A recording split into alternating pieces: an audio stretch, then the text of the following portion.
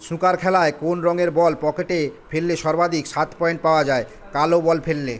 পাহাড়ের ঢালে চাষবাসে ব্যবহার হওয়া প্রথার নাম কি? ধাপ চাষ। গ্রাম অঞ্চলে বসবাস করে ভারতের মোট জনসংখ্যার কত শতাংশ মানুষ? 74% মানুষ। মিনমাটা রোগ সৃষ্টিকারী ধাতুটি কি? পারদ।